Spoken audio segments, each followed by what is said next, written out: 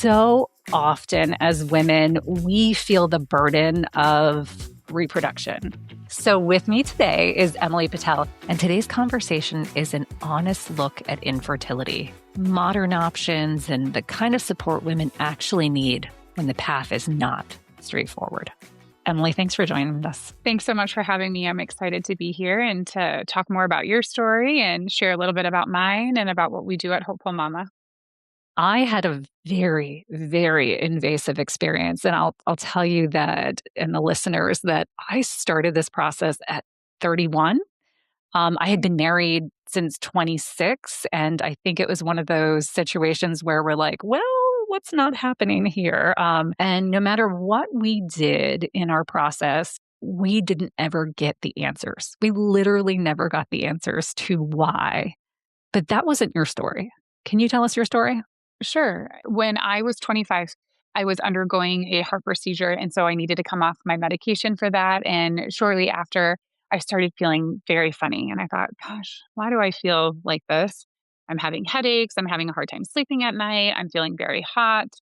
And after another week or two, I thought, I should probably go to the doctor. This is just not quite right. So I head to the doctor and I'm 25 at this point. Excuse me. I've been a nurse for a little bit of time, but in the emergency room. So that was kind of my focus. And so when I went in to talk with the doctor, I sat down, she came in and I said, I was telling her some of my symptoms. And I said, well, really the only way I can explain this to you. And as I said it to her, I jokingly, laughing at the same time, said, it just feels like I'm in menopause. And I shrugged it off and laughed and said, that's what it feels like, but here are my symptoms. So she kind of also laughed it off a little bit and thought, yeah, you're 25. That's hilarious. But okay, let's figure out what could be causing, these things happening in an otherwise healthy 25-year-old. Yeah. And so she comes back into the room, very solemn. And I think to myself, why is her face looking like that? That's alarming. And she sits down and says, well, unfortunately, Emily, you're right. You are actually in menopause. And I think, what Wow. are you talking about? What do you mean I'm in menopause? And she goes, well, we're going to send you down to the university for further testing and more confirmation, but your levels are that of someone who is postmenopausal. And so we're just very concerned that everything isn't working the way that it should. Yes. And so I left that appointment and I was stunned, but I thought, okay, well, I'm just going to go to the specialist. We'll go down to the university and we'll just see what they have to say. And so Yeah. between that time and the next time for my appointment, you bet, and probably many women do this, they call up and say, I need all my records. I need all my medical records. I need to see them Right. all. And I need Yes. to start looking through them. And so I got, pounds of medical records and just started going through them saying, what can I find? What was missed? Where is it? And as I was doing that, waiting for my appointment, it reminded me of, gosh, remember when you were a teenager and you were like 14, 15, 16 years old? Remember how you weren't feeling so great? You're having hot flashes and couldn't sleep at night. And your family took you in to the doctor and they said, oh, she's just a hormonal teenager. Like, this is Yep. normal. Let's Yep. just put her on birth control. And so then I'm reading through the medical records, finding this information, and it's like bringing it all back to me. And I think to myself, oh my goodness, this didn't just start now. This has been something that has been going on for years. And it was just misdiagnosed because I've been on birth control for the last 9 years because Yep. my parents didn't know any better, right? No. They, No. this would have been almost 20 years ago, 25 years ago. So they had no idea that someone could go into menopause early. They, assumed the doctor knew exactly what he was talking about. And so Yep. since they didn't know much about women's health, they said, okay, well, yeah, let's put her on birth control and see if she feels better. Well, what do you know? I felt amazing. I felt great. I Yep. didn't have hot flashes anymore. I didn't have night sweats. And I was back to being a normal teenager because the birth control, the amount of estrogen and progesterone it had was enough at the time to basically fulfill the lack of what my ovaries was producing because I was going into menopause. Yeah. So that being masked for 9 years, then I went to the university and had some diagnostic testing done. And the doctor came back and again said, I'm sorry to confirm it, but you have premature ovarian. And well, at that time, they called it premature ovarian failure. Since then, we have learned that it's more of a range where some people can fall kind of on a spectrum of where their ovary function is at. And so now they call it premature ovarian insufficiency. But at that time, it was they're not working, you have no follicles, you have no eggs, you're never going to have a kid of your own. And that is kind of where he left me. And he drew some like this. He drew like these little like circles on a piece of paper like this, and then like Yes. scribbled, like literally scribbled like this. And he like crumpled it up and threw it in the garbage. And I was walking out of the clinic thinking, that's exactly how I feel. Like you crumpled me up and like threw me away because there was no, there was no information like this is what comes next, or this is what you might need to look into, or if you're not trying to have a family now, but you want to, like, here's some options. There was nothing. It was just, here's your diagnosis and see you. And that's really kind of what started my journey because up until that point, I had no idea. I would just assumed I would have kids whenever I got around to having kids. But that really catapulted me forward. So that's kind of like the start of everything. It's amazing. You obviously have 2 beautiful girls now, right? Like I I do. do. I do. Yeah. So so tell me how you got there. Man, that could be a really long story. So I'll try to make it somewhat abbreviated. So the short of it is, after learning my diagnosis, and something that isn't often talked about with infertility is how it can impact relationships. I was 25, I was married at that time. Once we got this diagnosis for myself, it was really earth shattering. And so we weren't really sure where to move from that. But we had heard, or I shouldn't say we had heard, someone heard about our story, my story specifically.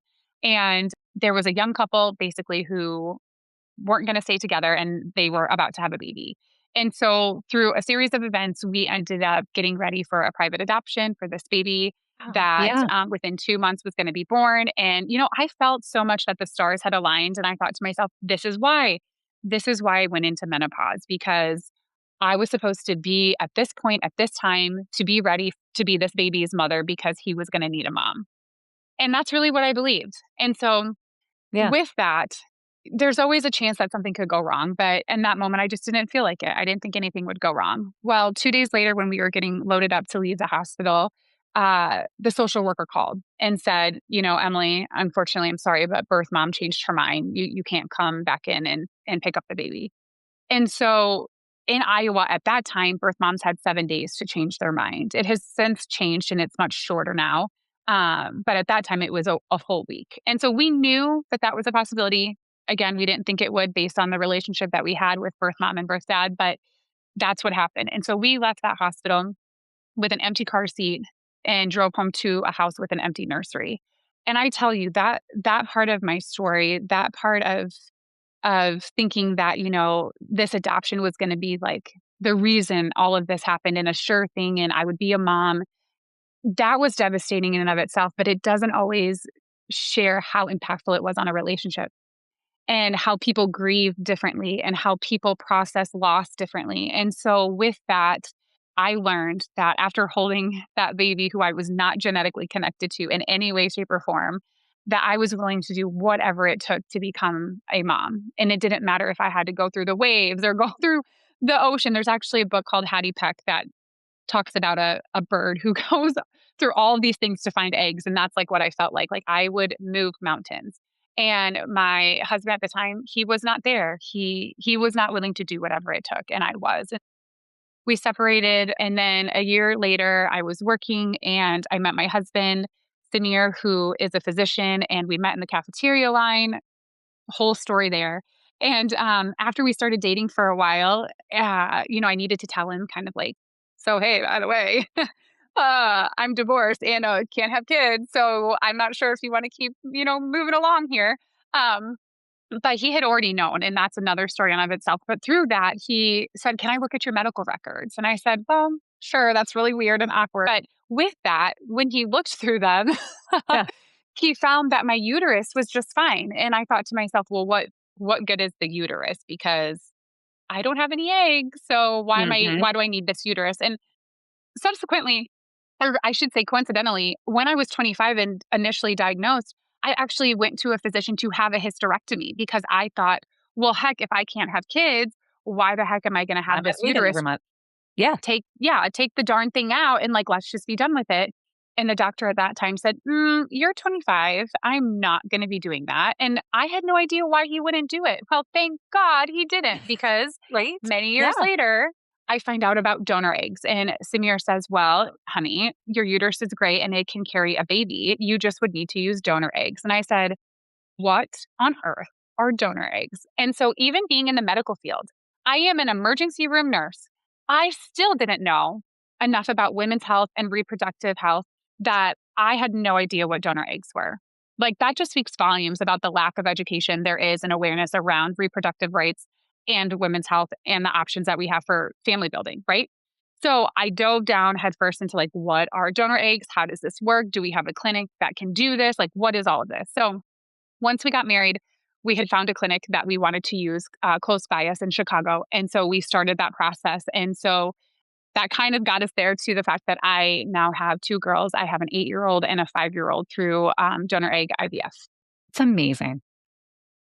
But for all the struggles, for all of the things that you went through, it did. It was like you said, even the doctor who refused to take out your Yeah. uterus, Yeah. Thank goodness. in protest, right? Like, "Oh, get rid of this thing." You have these beautiful girls. You went the donor route, which if anybody is thinking that, or if anybody's being sort of brought to that moment where donor seems like the next phase, this is why I really wanted to have this talk with Emily so distinctly. Can you talk to me a little bit about how your foundation came about, where the name came from, and when this all started?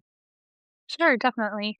So Hopeful Mama came to be honestly from a feeling that I had pretty early on with my oldest. So when she was about 6 weeks old, I remember distinctly, it was a moment I'll probably never forget because I do really believe it's where the feeling of Hopeful Mama came from. I didn't have the name yet or what it would be, but I remember holding her and I was just overcome with crying and I was like, am I sad? Am I grieving? Am I happy? Why am I crying? And I really believed in that moment that or I understood in that moment that there would be so many women like me, either going through infertility or having early menopause like I did, or just struggling to get pregnant and wouldn't have all these stars align, like, right? Yeah. Like Yeah. the little, the things wouldn't line up the way that they did for me, where this thing happened, and then I met Samir, and then this and this and this. That doesn't always happen for people. And I realized that in that moment, if I don't do something, if I don't help in some way, someone like me isn't going to have that happen.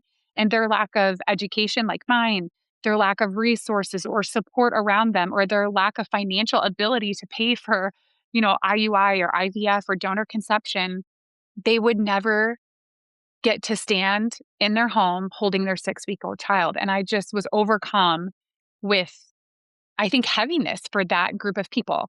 And so in January of 2023, I started looking into what is a nonprofit and what does it do and how is it organized and what does it take and all of these things.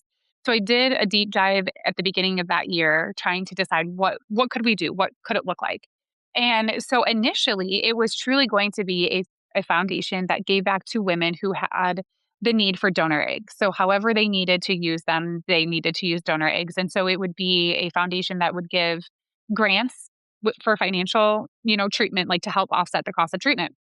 Yes. So that was what it was going to be. And then Hopeful Mama's name came because I have always had this thing with arrows, and hope has always been a really big word for me, and arrows kind of shooting forward and always moving you in the straight direction, and just kind of like you're not staying stagnant, you're moving regardless of what's going on.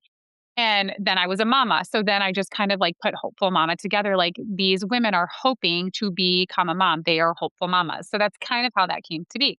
So Love that. Yes. as I was working through that, I wanted to be able to provide them with resources or education or support, not just give them money. So I said, okay, let's find the places that I'm going to like link them to once we give them the funding. Yeah. Well, what do you know? I couldn't find anything. And I thought, okay, that's Yeah. weird. Why is there not an infertility group or a support group that's local? Or, Yeah. there's Resolve, which is the national infertility support, but there wasn't really anything outside of that and nothing local. And there wasn't really anything about like education specific to women and infertility and mental health related to infertility.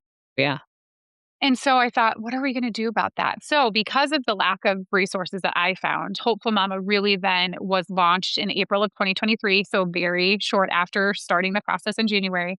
Yeah. And our three pillars are basically financial support, which is grants, education, and then support through support groups. And honestly, they're all built on kind of my experience of the lack of education I had as a teenager and my parents had. And just the what I feel is very poor women's health education in general and reproductive health education. And so we cover those things as well as the mental health impact that there has on people facing infertility. And Yeah. then the support groups, because we all need support. And then the financial piece. So that's really the three pieces of Hopeful Mama. And then we, like I said, launched in April of 2023. We launched with three board members and myself. And here we are almost 3 years later. And we have a volunteer team of 25. And we are in two locations. And we are just trucking along. I think it's so important that you said that too. And by the way, you were like the sun, the moon, the stars for other people. You wish that. And I was like, but you are that. You are that sun, moon, and stars for somebody else to feel hopeful and feel move forward in that. Even the fact that you are educating and giving people support in ways that you and I didn't have that information. We were blindly following what other people were offering us and probably scouring the internet in ways we shouldn't have been back then. Dear Google. So it's one of those things where I love this community because it is a very well thought out community. Because I know it's a foundation, but ultimately it's a community because there is the opportunity for grants. There is the education piece and then the support. My God, I can't tell you how many women I meet who have stories and never share them, whether it's, Yeah. whether it's about miscarriage or whether it's about struggles or whatever the case may be, don't share them until you're willing to share your story. So thank you for telling your story because I think a lot of people hide or don't know how to politely have these conversations, even with their friends or their family.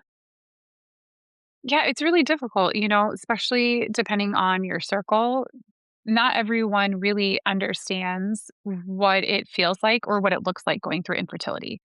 And even if you don't share kind of like the nitty gritty initially, sometimes when you share, oh, well, we're starting IVF, there is still the lack of education that, well, IVF is a guarantee. You're just going to have a baby now because you started IVF. Well, if only IVF was a guarantee, there would be many, many more babies and many more families created. But that is not the case. And so I think it is challenging because when you share your story in your circle, let's say, right, you also then become the educator. You have to educate them on what infertility means. You have to educate them on how to talk to people going through infertility or what not to say. And you really are not only grieving kind of the normalcy of getting to motherhood or parenthood, but you're now having to educate people along the way. And that's a heavy burden on top of the burden you're already carrying. It's true. It's true. And like, as you know, once you get married, the first question out of anybody's mouth is, when are you having kids? When are you having kids? And I can't tell you, like, even through that process, I kept a brave face. I was confused, but at the same time, I felt young and hopeful and whatever the case may be for quite some time. Otherwise, we would have been doing it for 8 years. Towards the end, as these failures continued, I didn't want to go to baby showers anymore. And there Yeah. was very specific conversations I didn't want to have with people anymore. And people were well-meaning. It's not this is coming from a place of trying to affect or hurt. But I'm gonna say this out loud for the universe, for anybody listening. If you know somebody who's married and they are not actively pregnant, stop asking. It's none of your business. And on top of that, if they want to share with you, be the safe place for them to share that. One of the other pieces I love, and that you have shared with me, is that you're actually doing virtual workshops. And we call the lunch and learns that we can offer from a virtual standpoint. We can do that really anywhere across the country since we do it virtually. And what's so great about it, we call it infertility in the workplace. And what's so great about it is that we not only we go through some of the things you just said, like, don't say this, try this instead. Or let's not do that, let's do this instead. So we give you real life applicable ways that you can support, whether it's a friend, a family, or if it's yourself, how you can let other people support you. So we go through all of that. And then we also just talk about how to create a safe environment to work in while you are going through infertility. So that's a really great option. But then also just the virtual offerings that we provide from a support standpoint. All of our support groups are offered online, so you can join those for free. anything that Hopeful Mama offers is all free of charge. And so any of our education, our support, and even our grant process, there is no application fee. So there's no out of pocket expenses at all to receive the support and education from Hopeful Mama. What do grants look like in 2026? So grants in 2026, we are set to be able to award 30,000. And so that is only our third grant cycle. So we have been able to double that year over year. So our first grant cycle in 2024 was 7,500. And then here in 2026, we'll be at 30,000. I'm so excited to hear how these grants are just becoming part of somebody's story because, we think about it in that context and funding and things like that. But what you're really doing, you're creating a dynamic, you're creating a family, you are echoing waves into the world by being so willing to share and assist people in this way. Emily, thank you for joining me. If you know somebody who could really benefit or would feel really supported by this conversation about infertility, share this with them. Thanks, Emily. Thanks so much.